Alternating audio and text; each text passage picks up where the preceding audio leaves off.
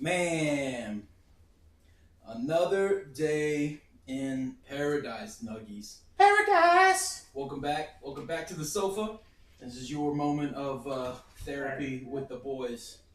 daBudzEP1306122025. The boys. The boys. daBudz. Man, it's been a long week, bro. It's been a hell of a year. Oh wait, that's the wrong one. Yeah. Parker McCullum. Yeah. Yeah, man. Been really busy this week. Yeah. I know school's been kicking your ass. School's been kicking my ass. I've been trying to get caught up on that. I'm a solid week behind. It's crazy. They take 10% for every day late. So some of these assignments are like your max. The max you can do if you do perfect is like a 60. Yeah. So I gotta get caught up real quick. Yeah, you gotta get on things. This weekend is Bro. Man. No, to that, right? Yeah. I took a little break because of some live stuff from picking baseball games. Yeah. Tipped my toe back in the water yesterday. How'd you do? 0-7. Ooh. Oh, and motherfucking 7. That hurts. Yeah. That hurts big. Yeah. I had a couple of 2-team parlays that only half hit. Yeah. You know? Yeah. Bad day. Yeah. This Bad is day. rough, So it's bro. going to put me under 500. I hadn't even looked to see how the bots did. That would only hurt. They had bro. some. Well, they're so far under 500. Like I could lose every day for a week, and then Yeah. you know.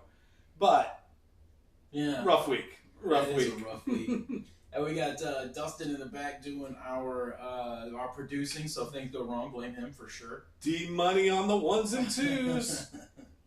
He had some pretty good suggestions around getting some clips and stuff in. Yeah, some more Man. followers, some more viewers. He had some great suggestions. We just got to figure out how to pull them off now. Yeah, the thing is all of it costs money. Yep. Right.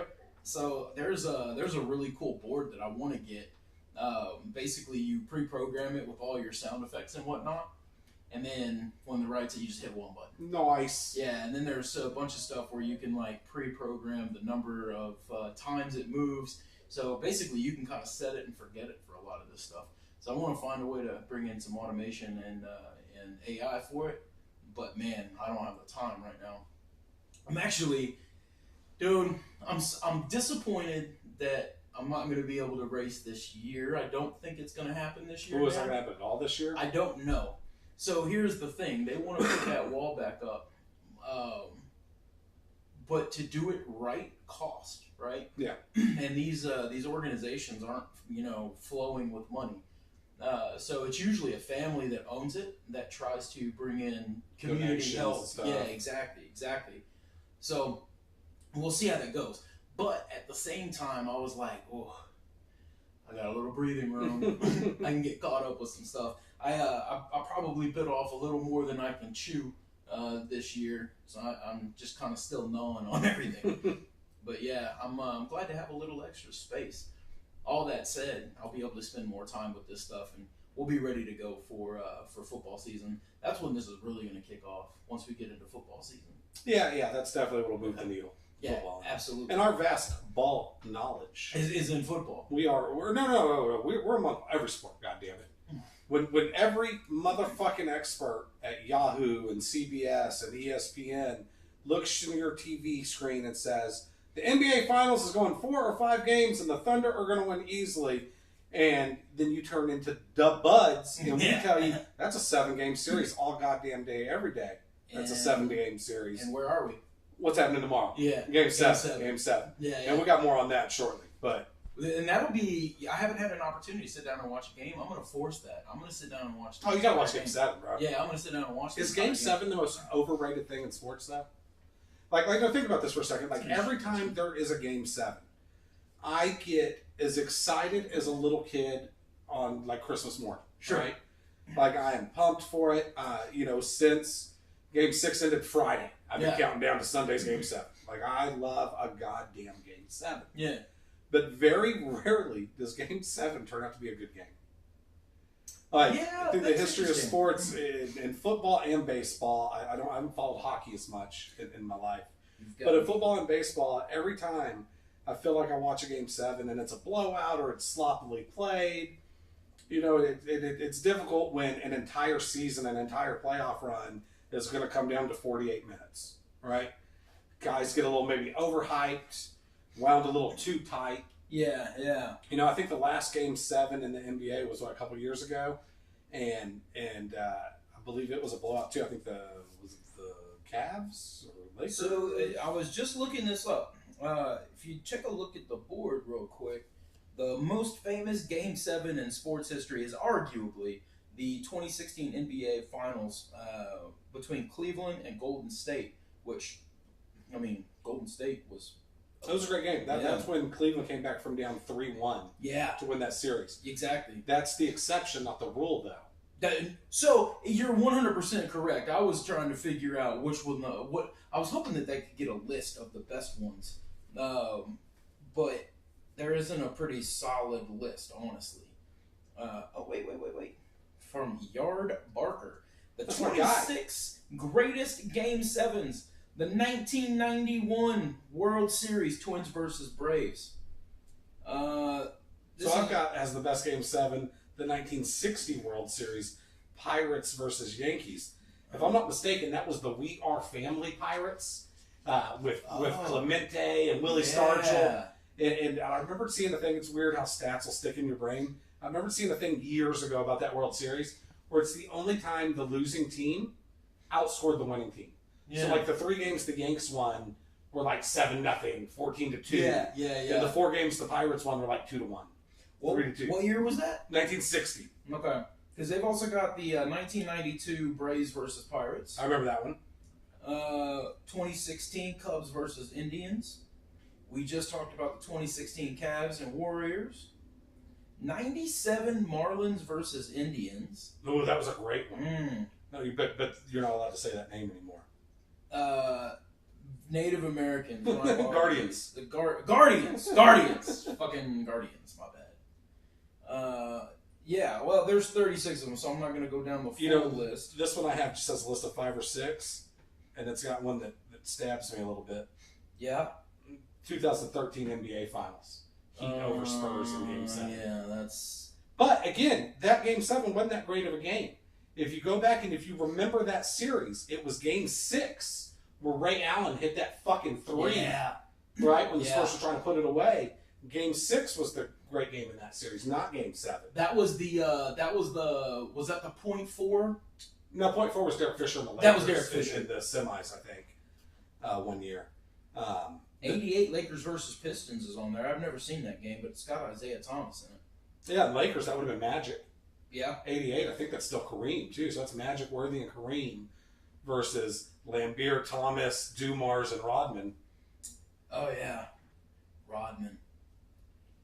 That guy was a character. But there have been some great Game 7s, but typically, Game 7's going to go down. I think of Game 7 like the Super Bowl. How many Super Bowls have been competitive? Have been great, right? Yeah. Because when it comes to that one moment, that one game, most of them are not. Like, I think about 2011, right? Yeah. The Rangers had an amazing playoff run. Right. Get to the World Series. Game 6 goes into extra innings. The Rangers were 1 out away from winning the World Series twice. Nelson Cruz drops a routine fly ball. Yeah. They lose the game. They were never even competitive in Game 7. Right. And that happens a lot. And so I do wonder, we're jumping ahead, right? But I do wonder how Oklahoma City is going to play in Game 7 after getting their ass whooped in Game 6, getting blown the fuck out. They were down by 30 going into the 4th. But we will get more into that. We'll get more into some stuff I want to dissect there. Some things we brought up the last time we talked about this series. We previewed the series and pointed out some key things that have come true. Yeah. Because we're ball knowers. We know ball. We know ball. Just imagine what it's going to be like when we get to NFL. And college. Yeah. Hey, but I did want to bring up something. Okay. Hit me. So if you're not watching right now, the College World Series is my absolute favorite sporting event. Right? The finals are currently going on, and we've got in the finals LSU versus Coastal Carolina.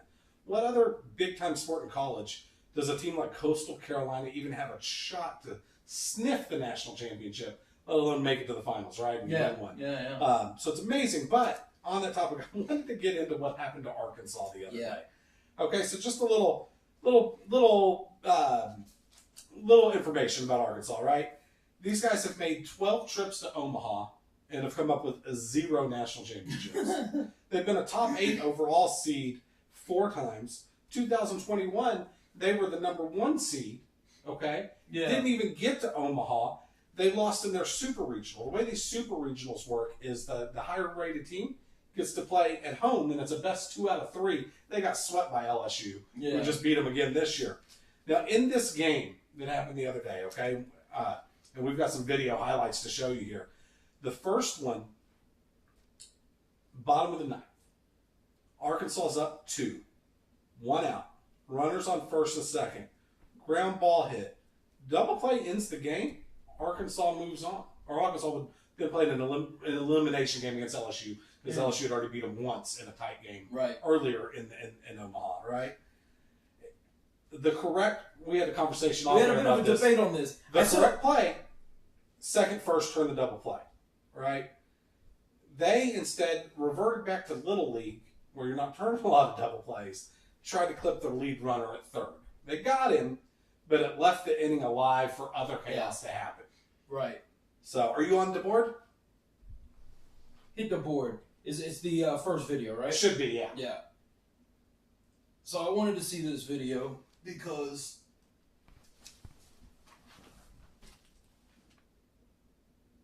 look, motherfuckers, the runner is still 40 feet away from the bag when you get the guy at third, like the runner going to first. Look, he hadn't even gotten past the fucking pitcher's mound yet. Yeah. Easy double play there, man. Second, first, game's over. I want to see. Game's over.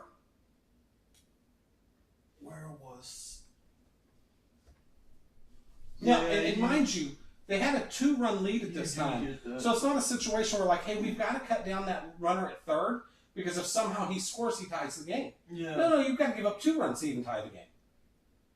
So just get the double play in the game. Yeah, I see what you're saying. They went safe. Yeah, the shortstop hesitated when he got the ball. He looked at second, hesitated. Because watch, right here?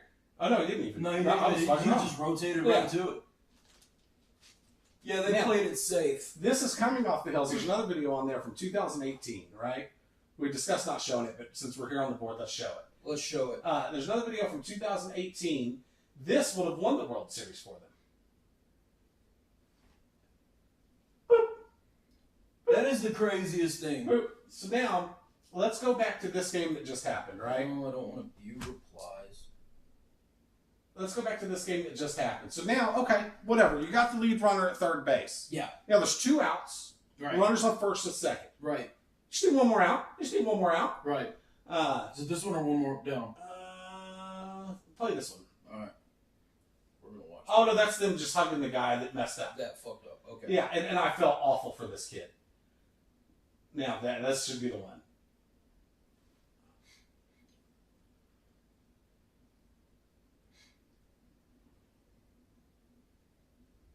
Oh, what are you doing? He misjudged that. Yeah. He misjudged it so badly. They said after the game he got a spike stuck in the ground. Oh, is that what happened? Yeah. And so now, 2 runs score. So you don't turn the double play the play before that. Yeah. Now you have this mishap. 2 runs scored. Now it's a tie game. Yeah. And then what happens? This is...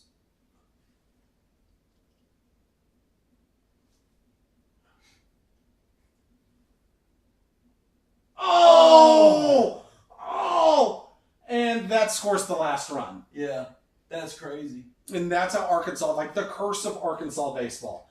And it's so funny, if you do ever read the replies on those tweets, it's all, how come God hates Arkansas baseball? Bunch of Razorback fans crying. Oh, sad days. But yeah, I had to get your reaction on those. So before you saw the video, you were very steadfast in, no, you get the lead runner.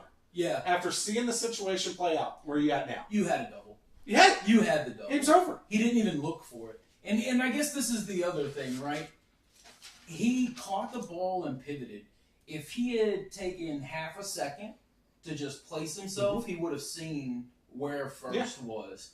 So I do see exactly what you're saying. The situational awareness there you could have turned that double. Yeah, very easily. You could have easily turned it. It's a routine double play. Yeah, very much so. He didn't even look at it. That's a 6-4-3 double play. That's the most common double play in baseball.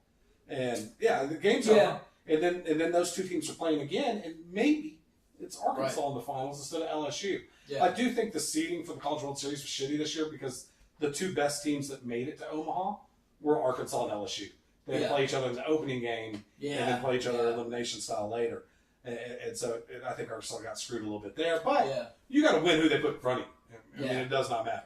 You know, there's another interesting element there, right? So I do understand the conservative nature of going to third, but also considering the game that you're in, right?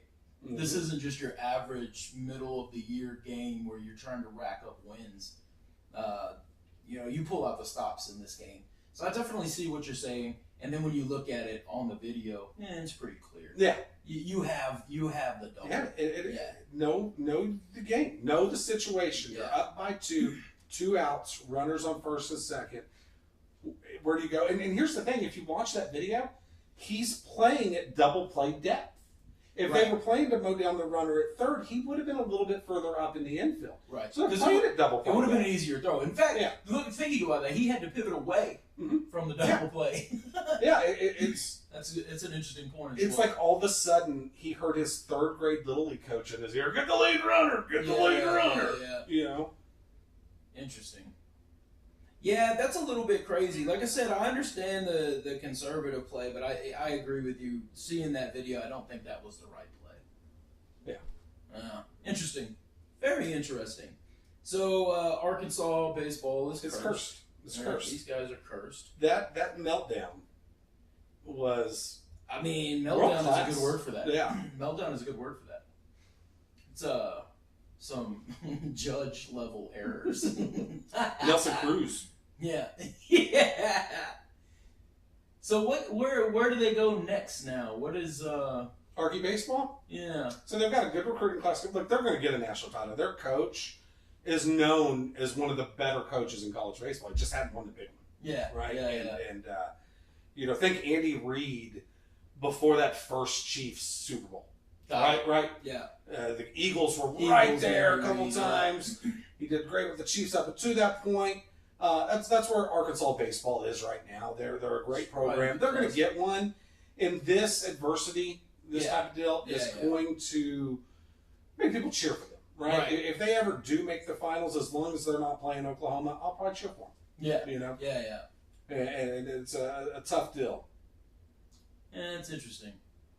You hate to see that kind of thing, but it's the kind of thing that happens, right? I mean, that's part of playing in these big games, right? Do you let those little mistakes get to you? And honestly, I feel like it got in their head, you know, once they made that first error. Of course, I didn't see the whole rest of the game. I don't know if there were any other errors in that game. I think they had like 7 errors. Jesus. Yeah. Something like that. It was something ridiculous. That's crazy. It was a rough day. So yeah, it might not have been 7. I might be getting confused with what the Pirates did the other day. They had a day against the Rangers where they were just kicking the ball all over the place. But yeah, there was quite a few errors. It wasn't great. There's a lot going on in baseball these days. So that's college ball. Hey, let me ask you this. Okay? You are a starting pitcher. Okay. For a team that's 4 games out of first place in your division. Team that's currently holding on to a wild card spot. Okay. A team that's young, that's exciting.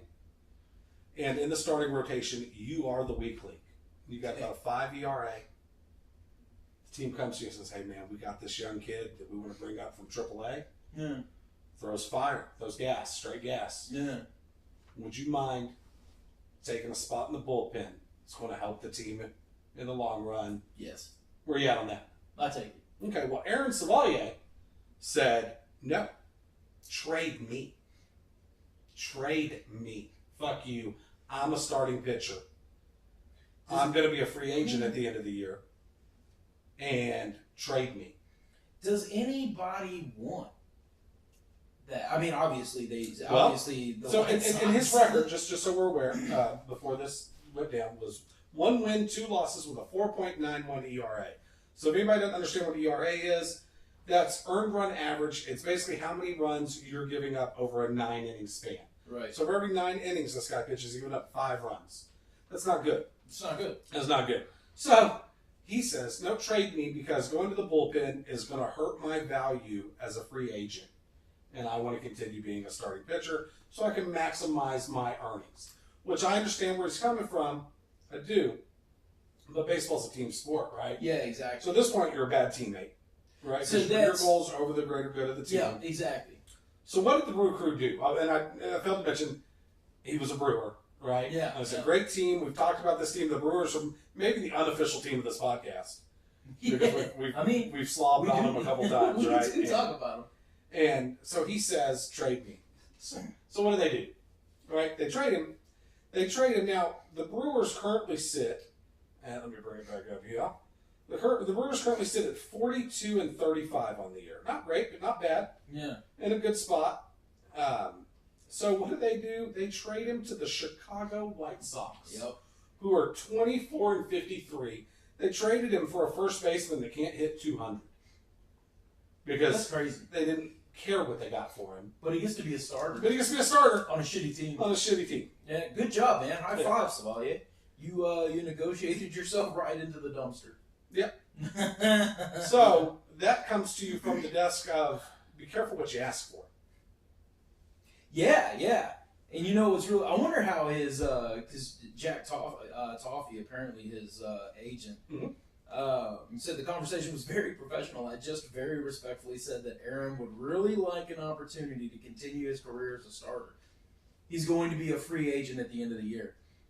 So, you have a real shot with Milwaukee. Probably not. But you're a playoff. You're a playoff team. You're on a winning team. And because of your own ego, you decide that you're going to go to you're not going to do shit with the White Sox. No. Milwaukee and Chicago are going to be in a dogfight all year. The Cubs, to be clear, are going to be in a dogfight all year for that division. Oh, sorry, yeah. No, you got traded to the White Sox. Yeah. When I said Chicago, I want to make sure. Okay, yeah, got you. That I was talking about the White Sox. Wait a minute. The Cubs and the Brewers are going to be in a dogfight all year for that division, and I feel like both teams will make the playoffs, barring some kind of crazy injuries. Shit happens, right? Yeah. But he went from an almost for sure spot in the playoffs, right, to the worst team in the league. Now, how is that going to affect his free agency? Because he had a below 500 record with a good hitting team. Yeah. So his record's going to be worse. The American League typically has better hitters than the National League, traditionally, right? Well, now, I know with both leagues having DH now, it's evened out some. But I suspect his ERA will go up.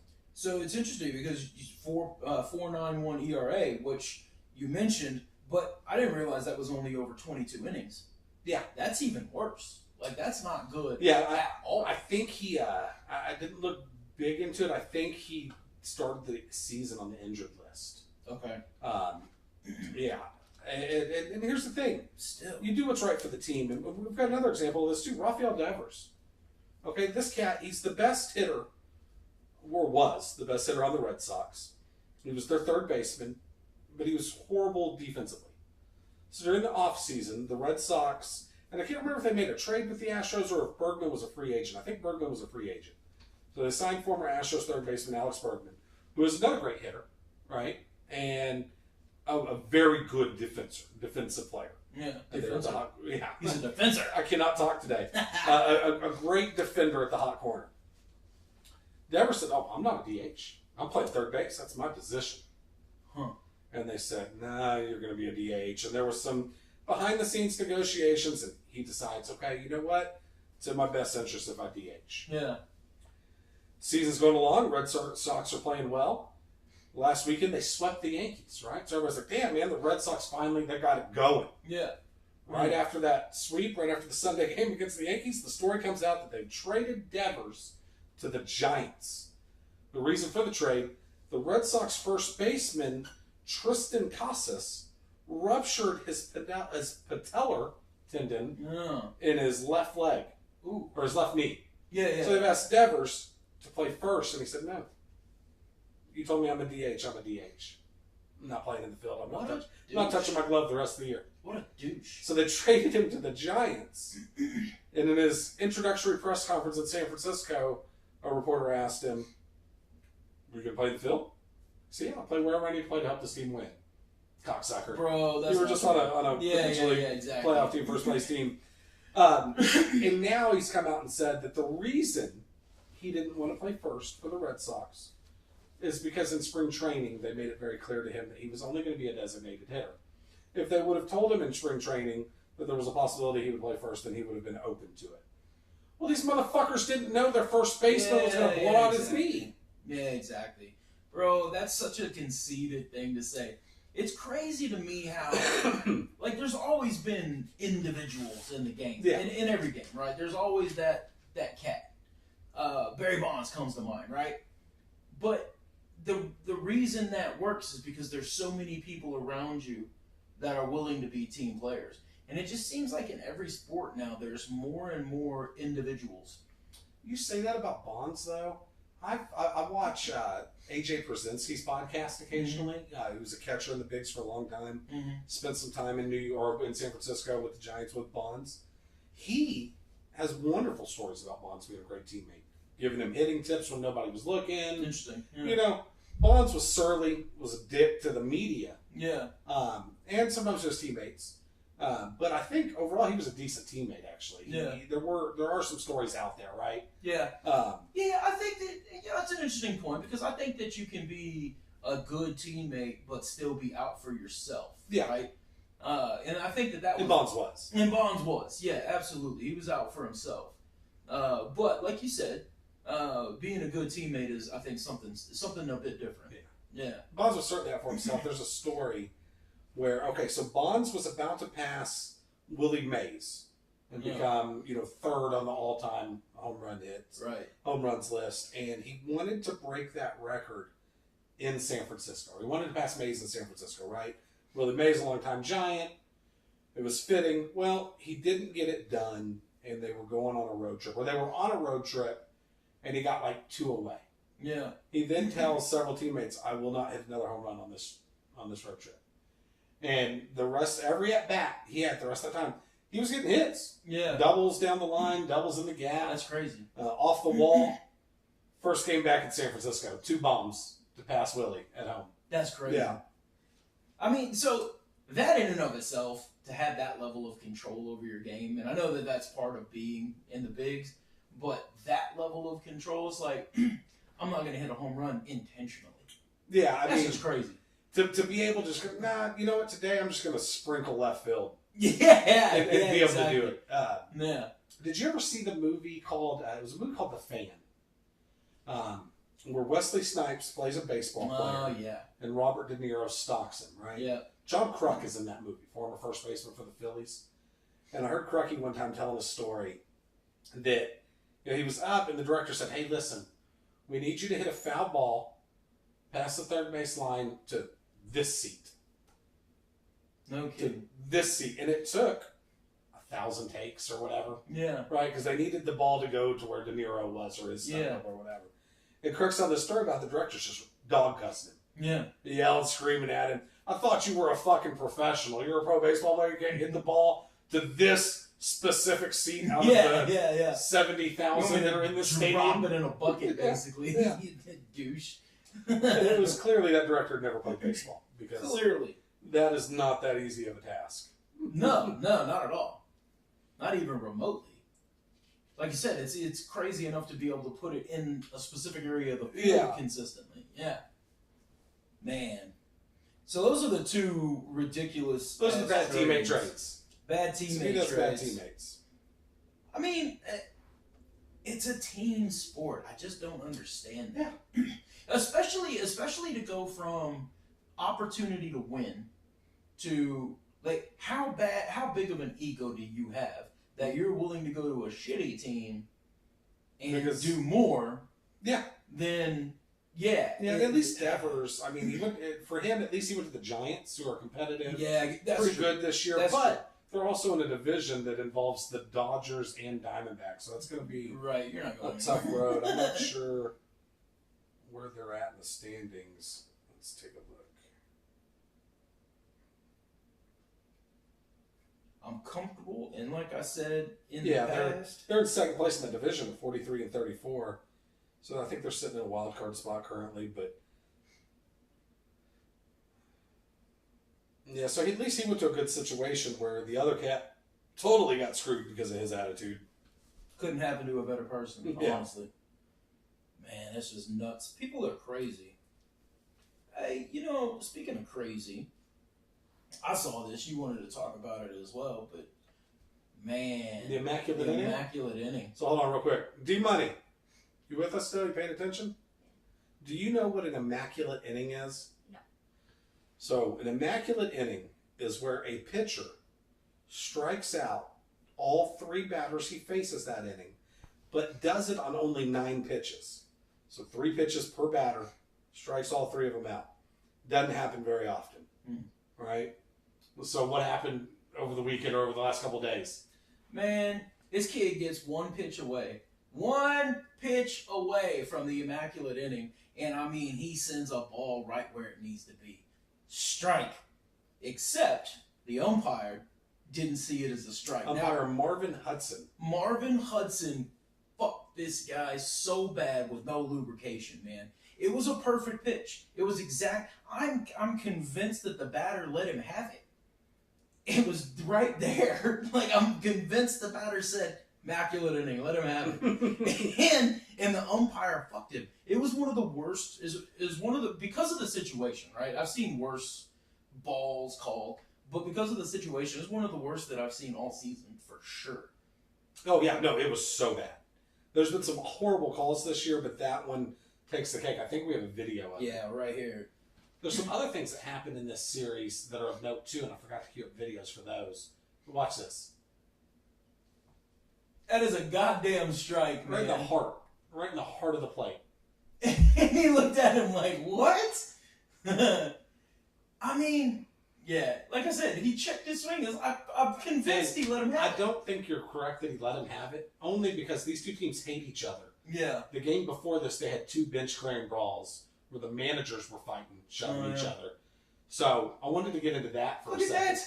Yeah. Jesus. What a douche. So the game before that, we got hit batters, and the whole series. Everybody's getting hit. Fernando Tatis Jr., the best hitter, arguably the best hitter on the Padres, takes 98-mile-an-hour fastball. Yeah. Right in the back. Just boom, right between the shoulder blades. Nails him, right? Yeah. Bench is clear.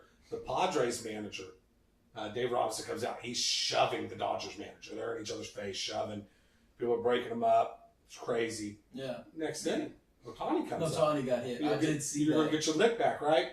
So they hit Ohtani. The Dodgers start to come out of the dugout. Ohtani turns him.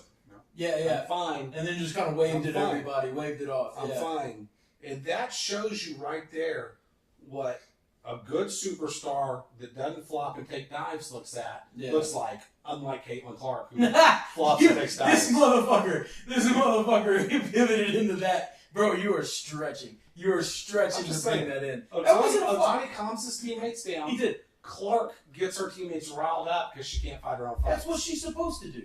That's what a leader does. You get your team fired up. No. A leader gets your team fired up to play, not to throw punches and clothesline bitches. The Taekwondo bitch did it on her own. Caitlyn Clark has never thrown a punch. Caitlyn Clark has never she runs away while her teammates get in between her and Barbie. She walks away from shit. Now, power walks. No, dude. She's pretty speedy down the court. No, dude. You're absolutely wrong. And that wasn't a flop either. We debated this earlier. I actually didn't find the video.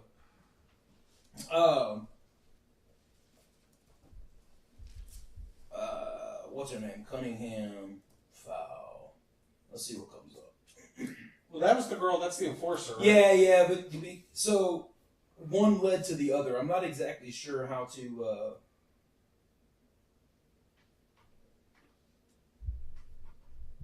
Yeah, I don't want to just sit here and.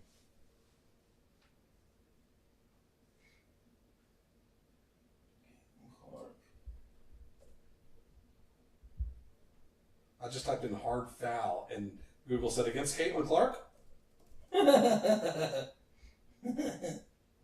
Now, I'm glad that we are talking about this because I think it's interesting in that this is good for their sport. Oh, yeah, it definitely is, which is why I want to get into this right now, because I know you want to talk about it, because there's something else that involves their sport and Caitlyn Clark. I think I just sent you a video. I think I found it. That I want to bring up here in a second as well. Go to the board. All right, bad foul. But that's not how you naturally fall if you get knocked down. No. You didn't see that angle. Doesn't show what I'm seeing. That angle, so the same angle we're both looking at doesn't show what you're seeing because you're so blinded by your love. No, you're absolutely fucking wrong, bro. You got a 22 jersey hanging in your room. I mean, I would, except I don't want to pay for one. Let's see if this shows better. Yeah, she takes it in the cheek and pretends it's her eye. This girl right here comes in and bumps her. Does not bump her. That is a fucking push, bro. Dude, she didn't fully extend her arm. She did this. Bro, no. Full weight coming in, full impact. She stopped. The only thing she didn't do was drop down to the waist and pull her legs out. And then Caitlyn with this full body flop. Like she's Rey Mysterio or John Cena or somebody in the WWE. You're absolutely wrong. It wasn't a flop. Bro, she looked like a stuntman on a movie. Listen, she was clearly fouled. The other girl clearly lightly pushed her. That was not a light push. Caitlyn didn't need to do all of that. That was a flop. That was I don't think that was a flop. I don't think that was a flop. That was a flop. Speaking of the WNBA... It's an interesting question, actually.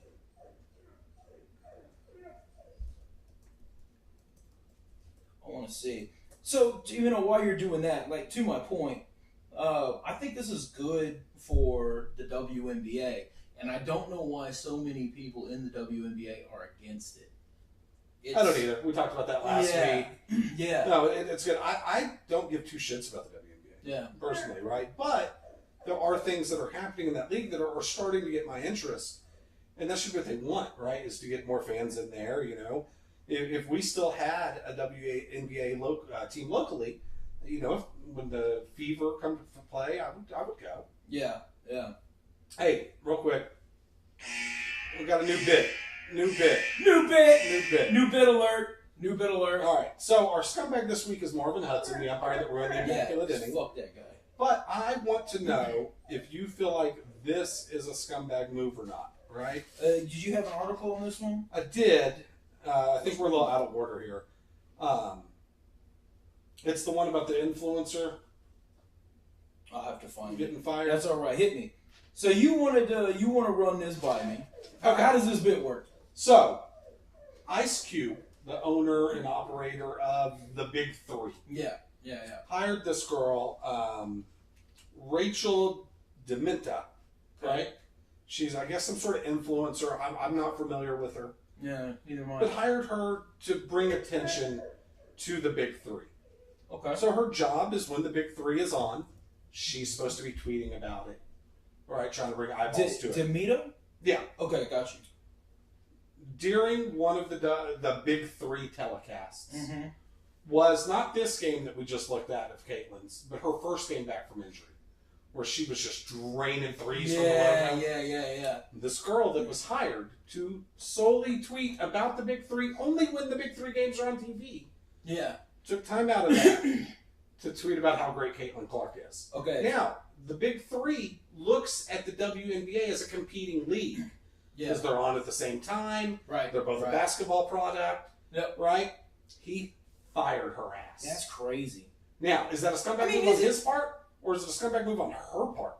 I think, honestly, that's a scumbag move on her part. Like, you were hired for a reason, and that was made clear. Yeah. Right? You were hired to do a job, and you didn't do the job. So that should be expected. That's on par with who was this clown that played Snow White recently? Oh yeah, Rachel. Yeah, I don't remember her name, but she walked around looking like Sling Blade and shit. Yeah, she shit all over the original. It was Snow White, right? Yeah, the original Snow White, and then just turned people off so bad that nobody went to go see the movie. And then she talked about the fact that she did it intentionally. Yeah. Like, what is with you? She was bringing down the patriarchy. Oh yeah. Well, that worked out. Yeah. No, I put that on Demita, honestly. Now, you were hired for a very specific reason, and you didn't do it, right? if this were just you and your right, you didn't represent another company, that would be one thing. But you represented a company. She released like a TikTok video or something explaining her side that came across my feed recently. And in it, she talked about how she tweets about the WNBA and Caitlyn Clark all the time. Yeah. But then she followed that up with, but not normally while there's Big 3 games on. Well, no shit, bitch. Yeah, like, see, that's... Yeah. No, I put that one on her. Yeah. She's the So not a scumbag move on Ice Cube's part. No, she's the scumbag. Because I saw him getting some hate for it, and I'm like... Nah, I disagree with that. I'm on his side on this one. Yeah, I'm very much on his side.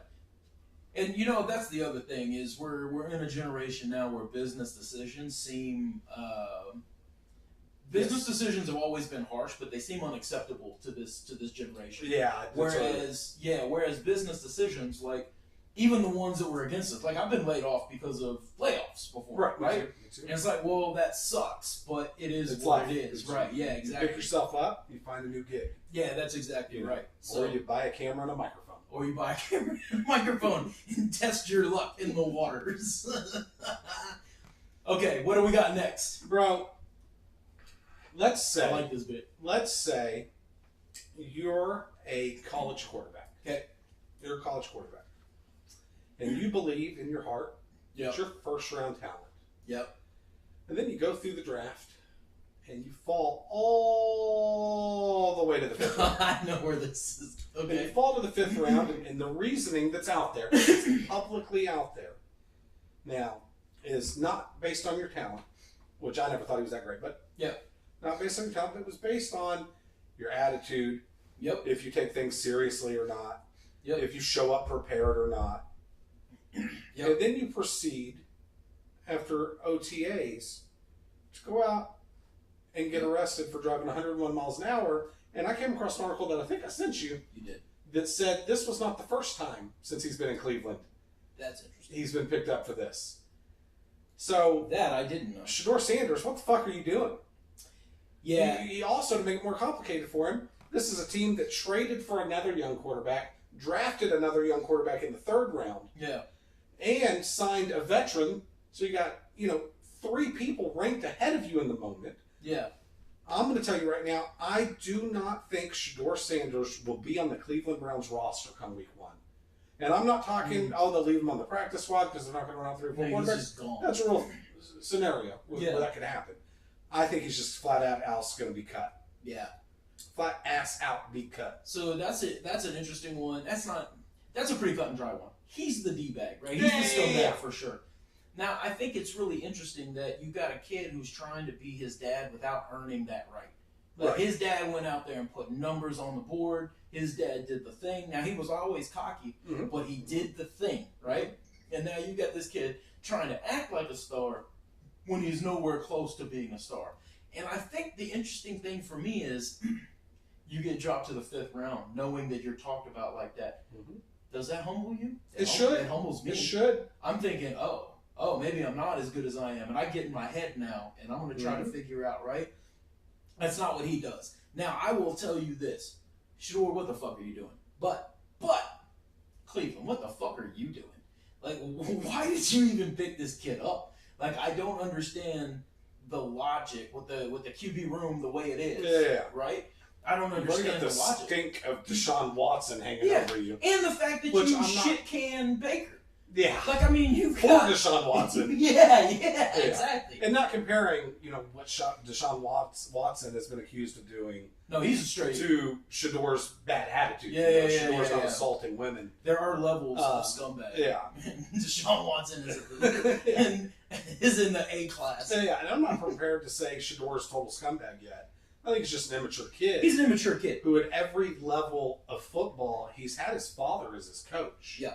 And now in the NFL, that's not the case. And it's so far not working out for him. And like I said, I would put money today that he is not on the roster come week 1. I think that's an interesting bet because from what I can tell and what I've heard, he's not showing out in these practices and OTAs, He's not going out there and lighting shit up. In fact, what was that video? Why can't I think of his name? The veteran. Joe Flacco? Flacco, thank you. So there was a video of him trying to, chew it up with fucking Flacco. And Flacco dismissed him almost outright.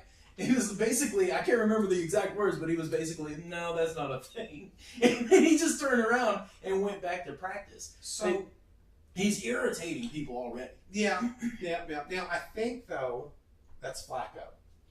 So I have heard that he's... I remember reading a story last year when he was with the Colts where they wanted him to be more of a mentor to Anthony Richardson. Yeah. And he said, I'm not a mentor. That's not really... Yeah. I'm here to play. So that is possible as well. Actually, I say possible. That is very likely. But Shador's kind of a douche. Now check this out. Sports Illustrated. I just stumbled upon this. The name of the article: Shador Sanders on pace to take over as Cleveland Browns starting quarterback. I want to read through this. 3 hours ago. Oh, really? 3 hours ago.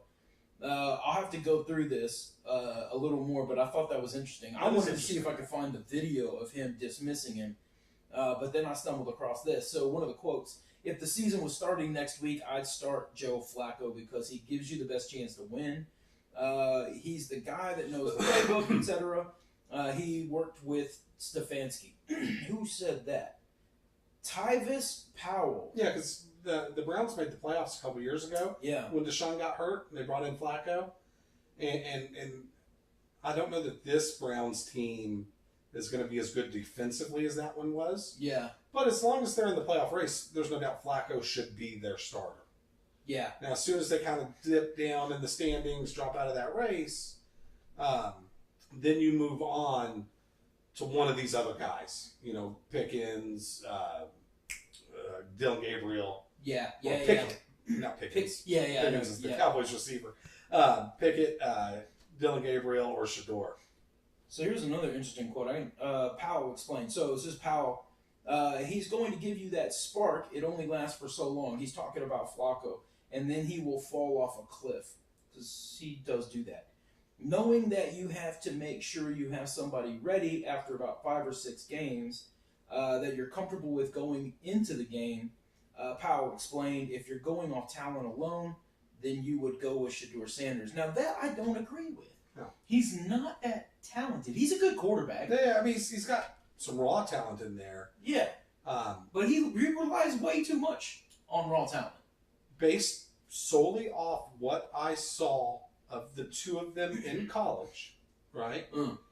If it's 4th down and I need one play to get the first down and I need to keep my season alive. Probably going Flacco. And no, I'm not Flacco. I'm talking about just between Dylan Gabriel and Shador Sanders. Oh, gotcha. Should have been more clear. I'm handing the ball to Dylan Gabriel.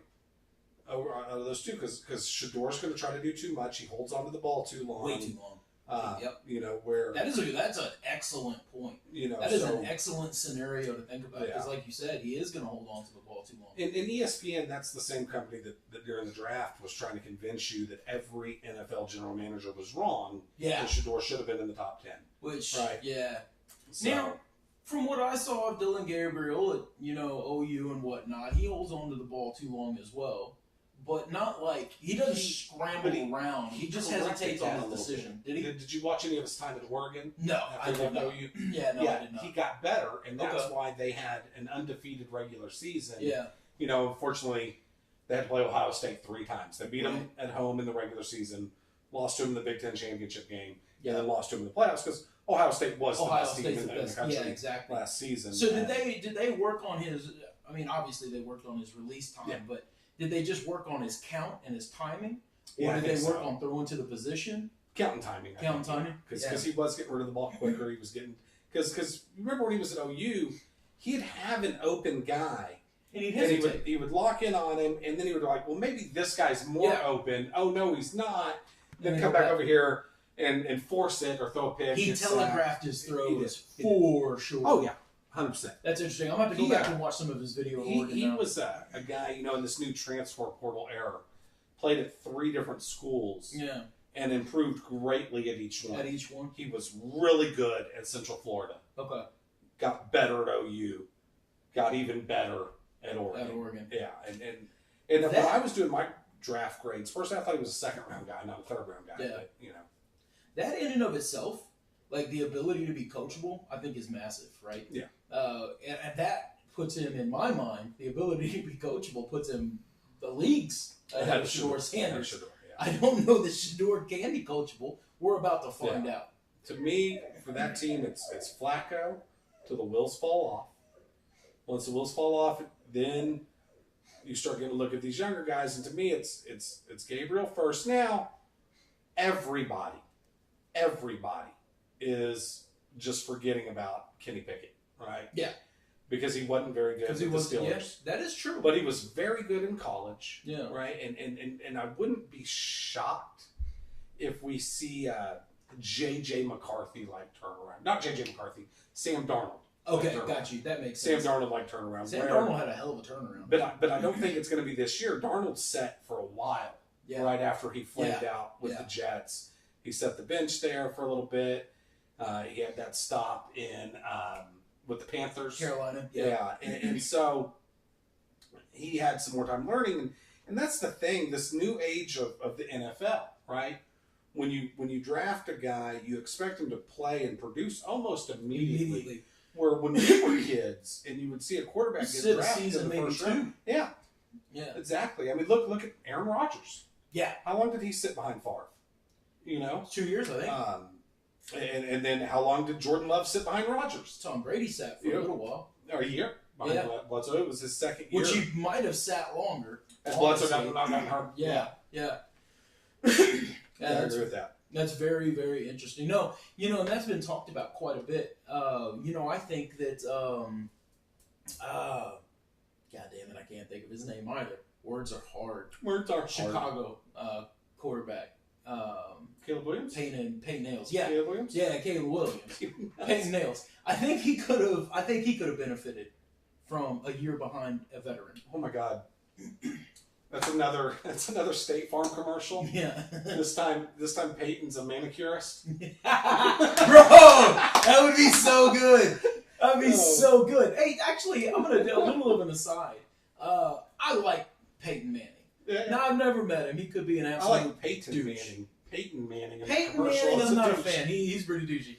Peyton Manning, not so. Debating Manning, that didn't work. That didn't work for me either. But Peyton Manning, I really enjoy. Peyton did this thing. I don't know if you saw this. I posted it on the socials yesterday, actually. This dude. So there was in his city, there was a dog rescue that could not afford to keep the lights on. They were going out of business, and they were looking for help. They were looking for donations to get these dogs to safe places. Peyton Manning. Okay. So he goes in and he says, "Hey, I want to help. Get you over the hump. And I'm looking to adopt a dog." So they told him the story. This dude goes in and gives them all they need to run this. I think he bought it.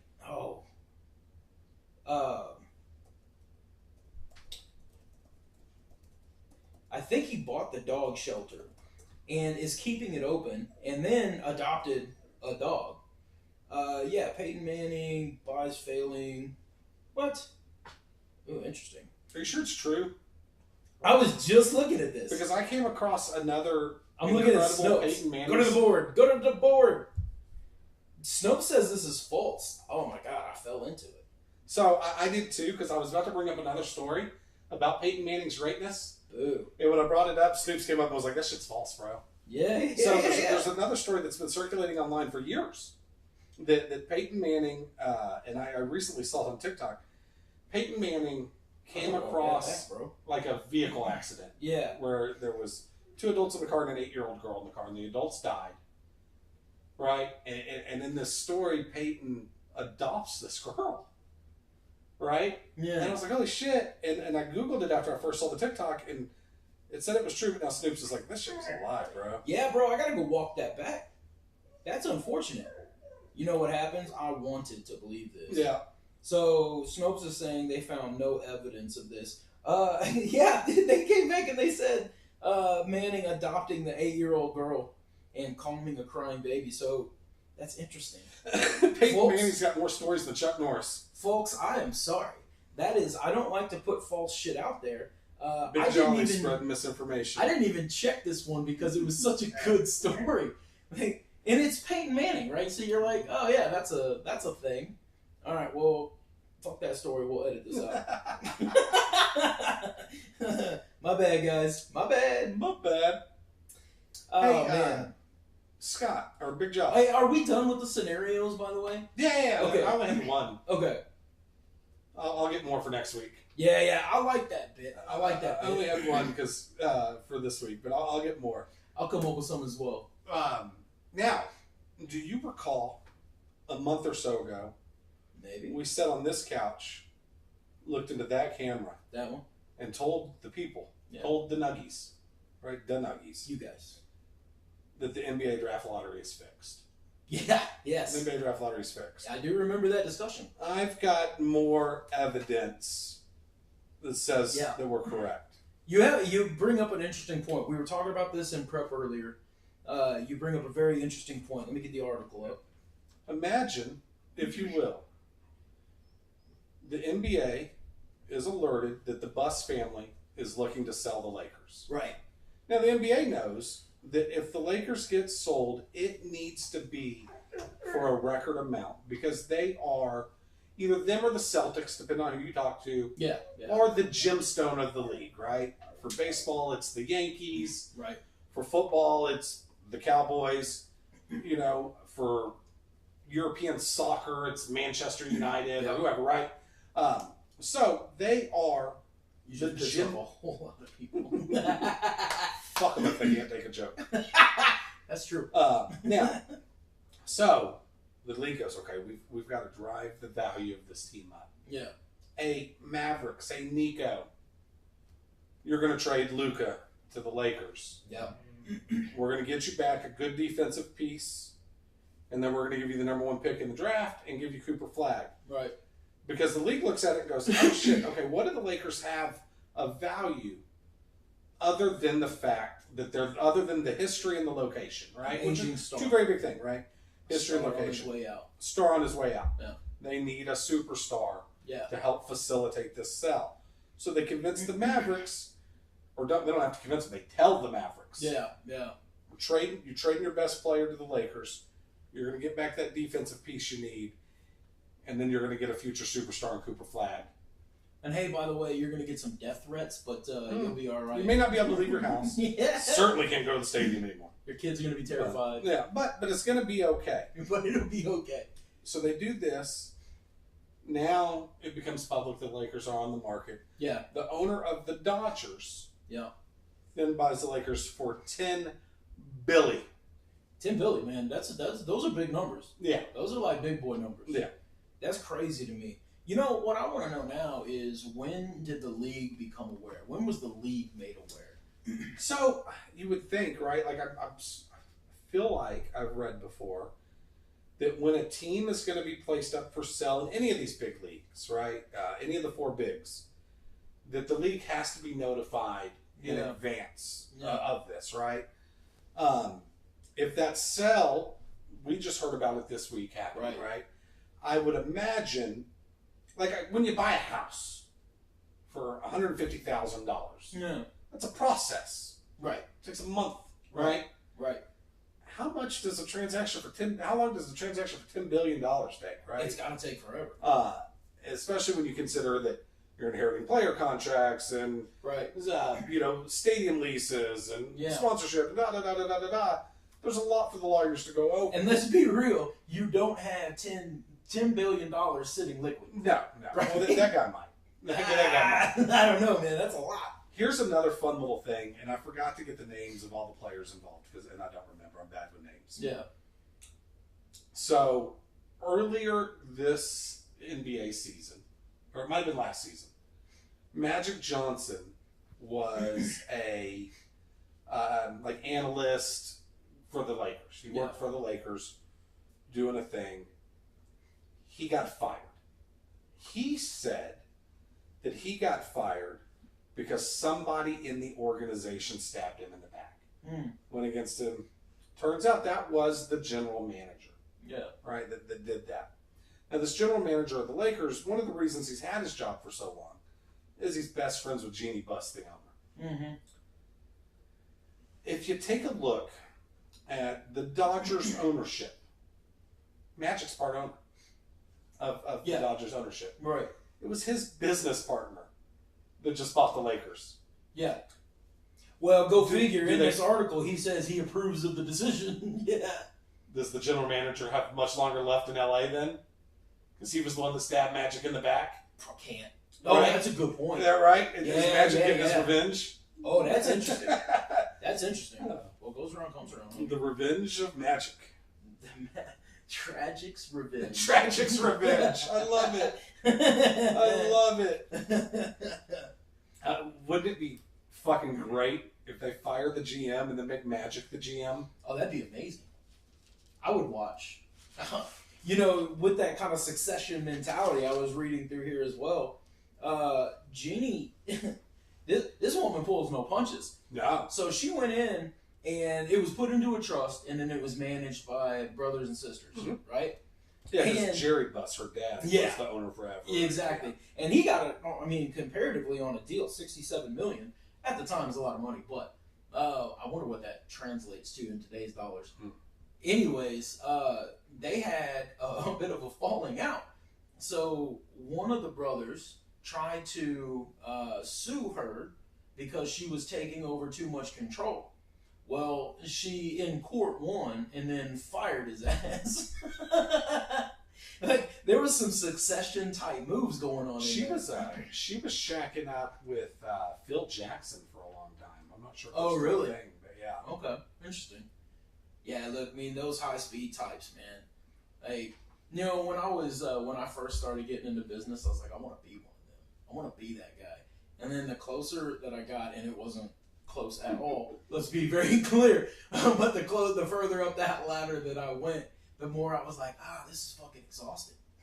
Yeah. Like, I don't have the energy for this shit. yeah. I'm more of a let's go out for beers with the team guy. Yeah. And when you've just written somebody up for a shit performance, right? The last thing they want to do is have a beer with you. I'm fucking Jed Clampett, bro. Yeah, exactly. I want the money without having to do anything. Now I'm going to have the Beverly Hillbillies theme song stuck in my head for the rest of the day. The rest of the day. We're ending the show with Y'all Come Back Now, you hear? Yeah. Yes, that's perfect. That is perfect. Oh, we already talked about her. Yeah. I know you've been bogged down with school. Yeah. So you haven't got to see much of the NBA Finals. I have not. I sent you a highlight video for this cat named T.J. McConnell. Okay. He is the spark plug off the bench for the Pacers. Send it to my... Yeah, send it to you in the text messages. It was the one, that one right there. There we go. Now, watch these highlights for me. Now remember, he's the sixth man. He's the Manu. Yeah. He contorts his body and gets in space that he should not be able to get in. He's a little feller for an NBA guy. But I want you to check this out and see if you see the same things in him as I do. I'm going to get through the commercial. Yeah, get through the ad. Fucking ads. Anyway, this segment is brought to you by Zelensky Brake Pads. Zelensky brake pads. It was Zelensky. I was reading through one of these articles, and I just kind of caught I think it was Auschwitz or something, and I thought it said Auschwitz. I thought the last name was Auschwitz. I was like, what an unfortunate fucking name. That'd be terrible. That's like my homeboy Steve Hitler. He never lived down that last name. Poor he was dating this girl named Monica Obama Bin Laden. Is that your boy? Yeah. That was your boy. That was my boy. All right, here we go. Now, this is just highlights from Game 6. Yeah. That is not... This Vince Carter looking full on the screen. Yeah, I don't think that's the right video. Oh, that's another ad, I think. Is this another ad? Go to ballhoggloves.com. Son of a... Hey, Ball Hog Gloves, US $20. Sorry, guys. Free marketing. There we go. He's number 9 right there. That wasn't the greatest highlight. I wasn't, yeah. There we go.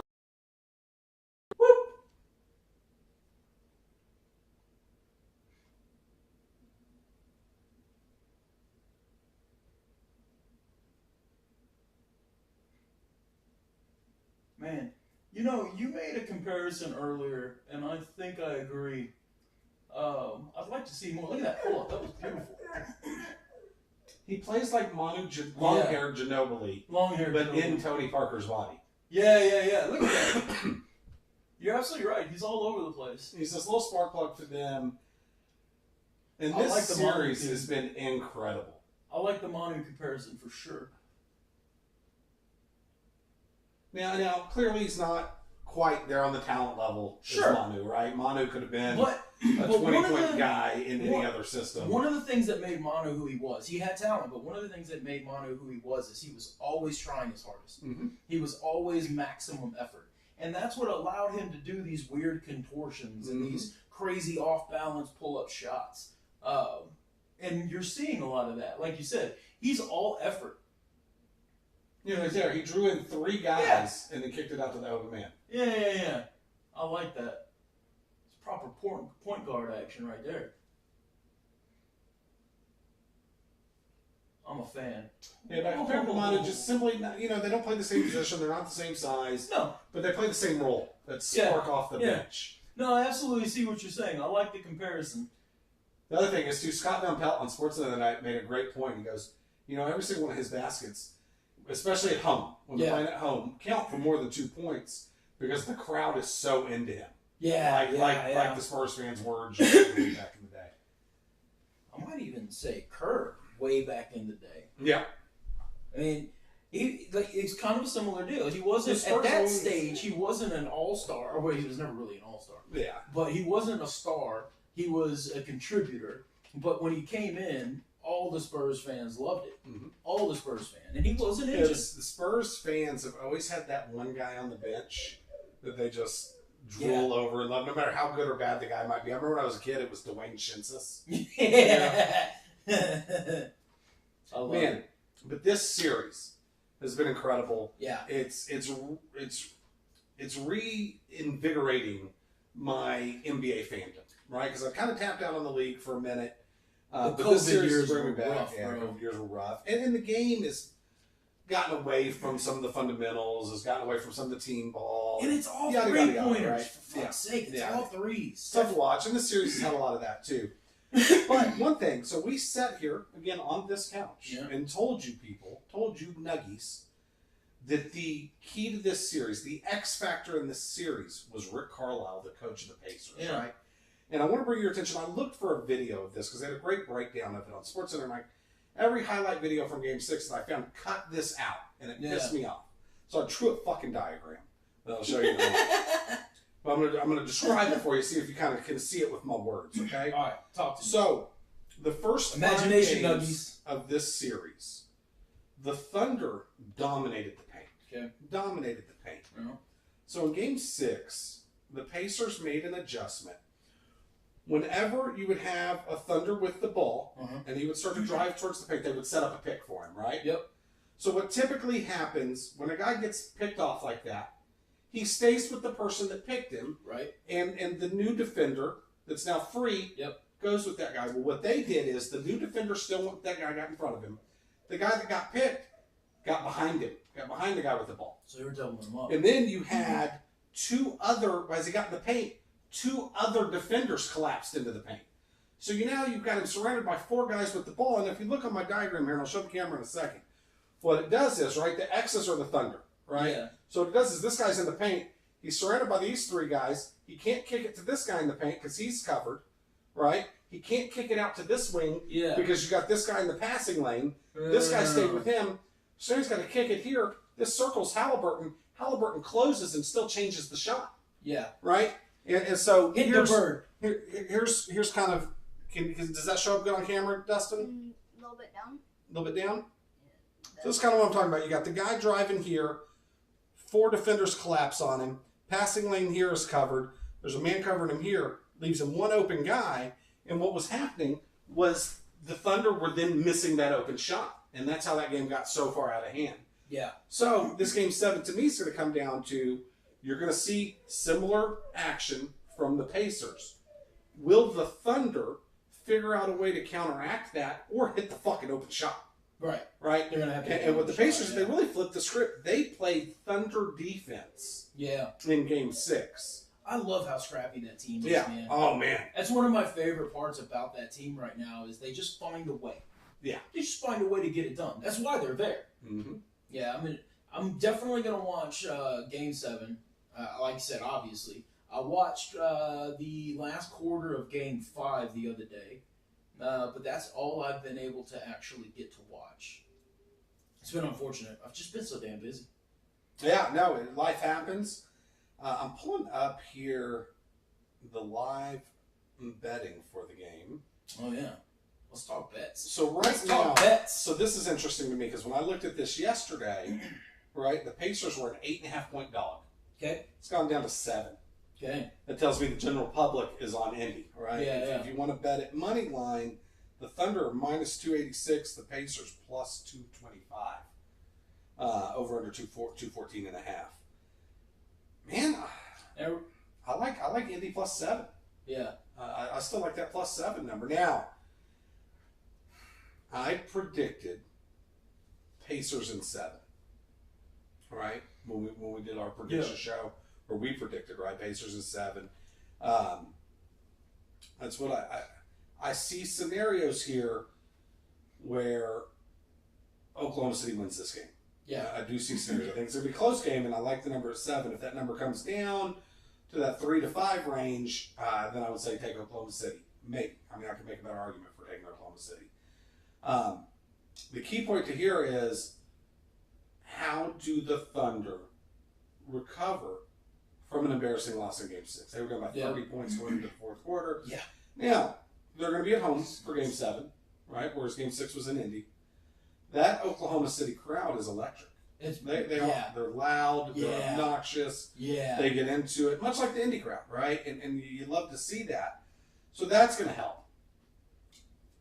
But, you know what, I'm kind of torn on it. You know what I really hate about that? Is the fact that you can't just grab a laptop and go sit and do work at those games. You know, that was honestly my favorite thing when the Silver Stars were here. Yeah. When we had a WNBA team. Yeah. Go buy a $2 ticket, you know, and sit 3 rows. Problem is, I used to sit courtside, but all the squeaking from the sneakers and the girls talking about their hair and nails really distracted me from getting my work done. So I'd sit a little further back after that, you know. And we got that goddamn Caitlyn Clark, and tickets are expensive, and there's fucking people there. She's getting people riled up. God Calm damn. down, Caitlyn. And then she flops. This bitch. Oh, man. Yeah, man, the WNBA is really tripping me out these days. Like, I don't know how they don't see this as good, and we can revisit that conversation later, but man, it's just nuts to me. But yeah, so your recommendation right now? Pacers plus 7. Pacers plus 7. I would stay away from the money line on either side because I really do think this game's a toss-up. And I know we talked earlier about Game 7's hardly ever live up to the expectation, right? And I fully see that in this game. I think this game will be close, but I think this game's going to be physical, hard-nosed basketball. I kind of see maybe a little lower scoring affair. Yeah. So right now, I would say Pacers plus 7. Now, if you want to wait till closer to game time to make your bet, and that number moves, if that number gets below 5, if that number's at 5 or a little below, I probably wouldn't touch it. Honestly, really? If it's you about stay 5, away from it? If it's over 5, I go Pacers. Now, if you get to 3, then I say take Oklahoma City. But if it's over 5, Pacers. If you're in that 3 to 5 range, stay away from it. That's my thoughts. Sorry, I wanted to check something. Oh. Boo. So, I was thinking about how we could use Jeopardy theme music for one of our bits. Is it copywritten? Well, it is, and I was like, I know we can't just like take the sound bite. I asked, I said, can you use the Jeopardy theme song if you sing it? They're like, no, you generally can't. Well, I sang it last episode. Yeah, we gotta keep an eye on that. Any other bets that are coming up in the over the weekend? Anything else that you're looking at specifically? No, I didn't do anything on baseball today. I was busy doing some other stuff. I will, if I do anything on baseball, it'll be on the TikTok and X pages. Okay. For sure. So check those out if we do have any baseball bets. I will have some baseball bets tomorrow. I commit to that. I haven't looked at the pitching matchups yet.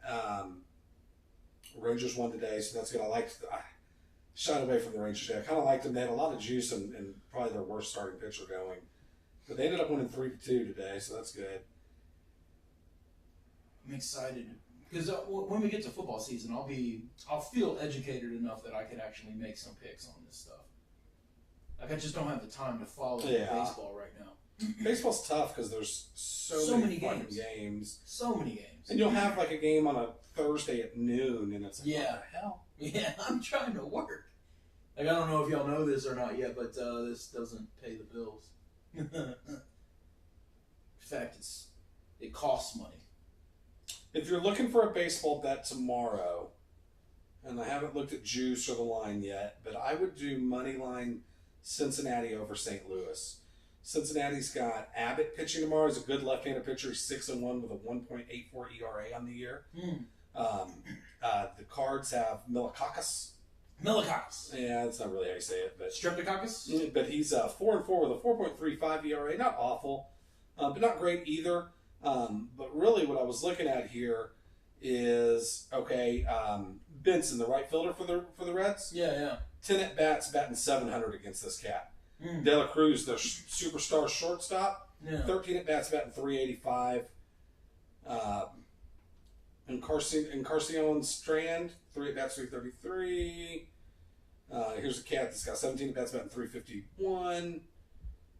Their first baseman's 14 at bats, batting .429 against him. So they see the ball very well against St. Louis's starter.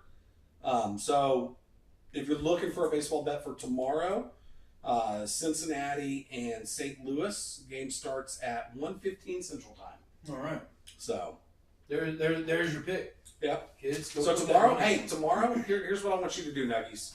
If we have this up in time for you to have time to do this, I want you to parlay, because you can run a parlay between two sports. I want you to parlay the Reds and Pacers +7. Reds money line, Pacers +7 parlay. And then I would be keen to look at, so to me, big players step up at big time. Yeah. Right? Yeah. I was looking, they didn't have it on the site that I used to make my bets up yet, but I would look into the player props. Maybe look at some Halliburton props, some Shea props. Okay. Right, those are the superstars for the respective teams. I bet there's got to be some good props. Sure. they run some points plus assists, different things. So look into that. But fuck it, I'm gonna call it right now. Pacers win tomorrow. 106-99. I think he goes higher than that. So I think it stays under the number. I think Pacers win. I think you see a sloppy defensive struggle tomorrow. Remember back in the 90s when a sloppy defensive struggle would have been 91-84? Yeah, I do. Man, I'm going to call 125. Who's winning? Oklahoma. Okay, you got the Thunder. Yeah, I got the Thunder. I think they won 125 to 1. Punishment will? Yeah. Pacers, you got Thunder? I got Thunder. All right. And I'm saying 125, 119. And the Thunder deserve to be favored in this game. Yeah. Everything they've done all season. Here's the thing. In the playoffs, over recent history, big games. Yeah. Thunder choke. Yeah. Pacers come up big. Yep. And I think Indiana gets their first championship. Either way, we're getting a first, right? A first NBA title for the Thunder in Oklahoma City. They had one with Seattle back in like the 70s, I think it was. But their first one in Oklahoma City, or the very first NBA championship ever for the Pacers. And think about that history, because the Pacers were in the ABA. They were one of the few teams that got brought into the NBA when that merger happened, right? Yeah, that's crazy. They're even talked about in that Will Ferrell movie, Tropic Paradise? Where's the basketball one? The Spurs are in it a lot. I don't know. God damn it. I don't like Will Ferrell. You know what? I'm not a big fan of his either, unless he's in more of a supporting role. But this movie was pretty funny. The only movie I liked him in was Old School. Again, he was in a supporting role. Yeah. Yeah. Semi-pro. I don't know where I was getting Tropics. They were the Tropics in the team. Got you. So it's Will Ferrell and Andre 3000 from Outcast. Oh, yeah. And they are a basketball team in the ABA that Will Ferrell owns, and it's losing money. So he puts himself on the team, and then they run bits, right? They have all sorts of, I think he wrestles a bear at halftime in one of the games. All this stuff, and then it becomes a thing where, hey, we're only moving 4 teams to the NBA. And then we're shutting down the league, and they've got to win some tournament or something to be one of those 4 teams. And it's a funny movie. Again, it's Will Ferrell, but yeah, I'm not a big fan of his either. Especially after, I don't want to get too much into it because it's pretty political. Right? But he, one of the longtime writers for SNL, came out as trans, right? Which is fine. That's not the part I had a problem with.